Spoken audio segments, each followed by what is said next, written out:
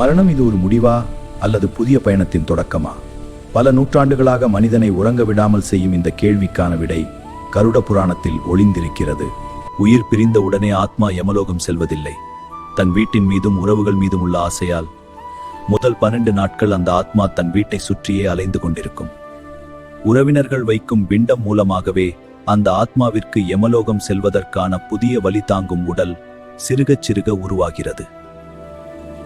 13ஆம் நாள் யமதூதர்கள் ஆத்மாவை பிடித்து இழுத்துக்கொண்டு தங்கள் நெடிய பயணத்தை தொடங்குவார்கள். யமலோகம் செல்லும் பாதை 1-2 நாட்கள் அல்ல, மனித கணக்குப்படி 348 நாட்கள். வழியில் வெயிலும் மழையும் சுட்டெரிக்கும் 16 கொடிய நகரங்களை கடந்து செல்ல வேண்டும். தர்மம் செய்தவர்களுக்கு மட்டுமே வழியில் நிழலும் தாகத்திற்கு நீரும் கிடைக்கும். யமலோக பயணத்தில் முட்கள் நிறைந்த பாதையும் சுட்டெரிக்கும் லோலிலும் காத்திருக்கும். ஆனால் பூமியில் வாழும்போது ஏழைகளுக்கு அன்னதானம் செய்தவர்களையும் கோதானம் எனப்படும் பசுதானம் செய்தவர்களையும் அந்த தர்மமே வந்து இந்த நதியை கடக்க உதவும். ஆனால் நரகத்தின் இருளில் இருந்து ஆத்மாவை காப்பது எது தெரியுமா?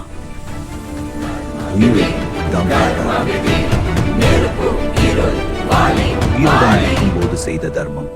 நாம் கொடுத்த ஆடைகள் குளிரை தாங்கும் கவசமாகவும் நாம் ஏற்றிய தீபம் வழிகாட்டும் ஒளியாகவும் மாறி நம்முடன் வரும்.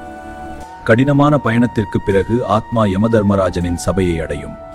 அங்கு சித்திரகுப்தன் தன்னிடம் உள்ள அக்ரசந்தானி எனப்படும் கர்ம புத்தகத்தை திறப்பார். மனிதன் பிறந்தது முதல் இறந்தது வரை யாருக்கும் தெரியாமல் செய்த சிறு துரோகங்கள் முதல் ரகசியமாக செய்த உதவிகள் வரை அத்தனையும் அந்த ஏட்டில் பதிவாகி இருக்கும். அங்கிருந்து தப்பிக்க எந்த வழியும் இல்லை.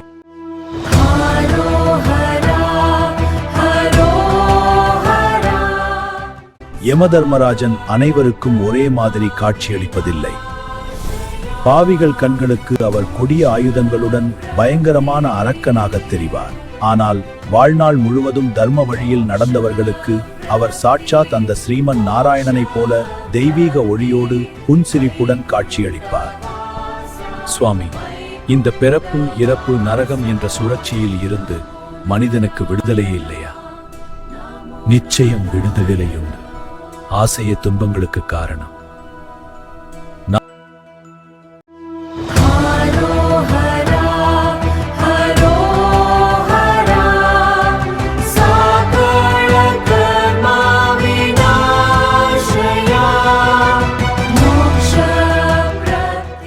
ஓம் நமோ நாராயணாய.